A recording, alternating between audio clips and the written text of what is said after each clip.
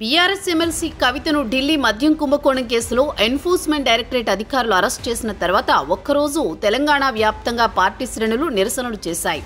తర్వాత ఈ అంశంపై మాట్లాడిన బీఆర్ఎస్ నేత లేరు. అలాగే రోడ్డెక్కి ఆందోళన చేసిన కార్యకర్తలు లేరు. ఇది పూర్తిగా కేసీఆర్ ఆయన కూతురు అంశంగా భావిస్తున్నారో ఏమో. మిగతా జనాల మాదిరి ఏం జరుగుతుందో అని ప్రేక్షకుల్లా చూస్తున్నారు. కేటీఆర్, హరీష్ రావులు కవిత బెయిల్ ప్రయత్నాల్లో భాగంగా ఢిల్లీ వెళ్లి వస్తున్నారు. కుమార్తె కాబట్టి తల్లిగా కేసీఆర్ సతీమణి ఢిల్లీ వెళ్లి చూసొచ్చారు. కేసీఆర్ కు ఆరోగ్యం సహకరించక ఢిల్లీ వెళ్లలేదని కేడర్ అనుకుంటోంది. అయితే ఇక్కడే మరో అంశం చర్చకు వస్తోంది. కవిత అరెస్టుపై పార్టీ అధినేతగా కేసీఆర్ ఎందుకు స్పందించలేదు? పార్టీ అధినేతగా కాకపోయినా కవితకు తండ్రిగానైనా రియాక్ట్ కావాలి కదా. గులాబీ శిబిరంలో వినిపిస్తున్న ప్రశ్నలివి.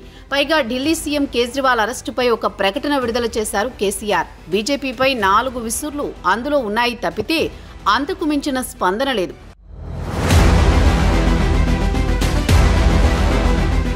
జాతీయ స్థాయి రాజకీయాల్లో చక్రం తిప్పాలని భావించిన సమయంలో ఢిల్లీ సీఎం కేజ్రీవాల్తో సన్నిహితంగా మెలిగారు కేసీఆర్. ఎన్నికలకు ముందు ఖమ్మంలో నిర్వహించిన సభకు కేజ్రీవాల్ కూడా వచ్చారు.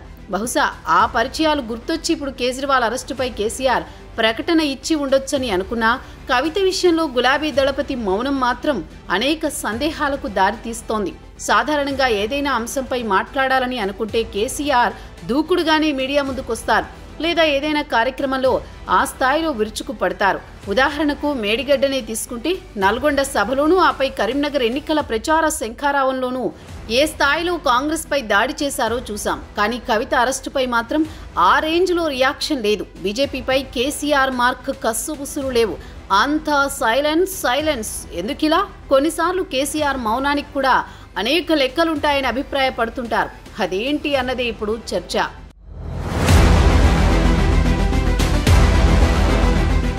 తెలంగాణ అసెంబ్లీ ఎన్నికల్లో ఓడి రాజకీయంగా ఇరకాటంలో పడ్డారు కేసీఆర్. రాష్ట్రంలో కాంగ్రెస్ సర్కార్, కేంద్రంలో మోదీ ప్రభుత్వం ఏకకాలంలో ఇరుకున పెట్టేలా వ్యవహరిస్తుండటంతో ఉక్కిరి బిక్కిరి అవుతున్నారు. ఈ సమస్యల నుంచి గట్టెక్కడం ఎలా అన్నదే గులాబీ బాస్ ముందున్న ప్రశ్న. కాంగ్రెస్తో కలిసే ప్రశ్నే లేదు. రాజకీయాల్లో ఏదైనా జరగొచ్చు, కానీ ఇప్పటికైతే అలాంటి వాటికి కాంగ్రెస్ అధిష్టానం అంగీకరించకపోవచ్చు.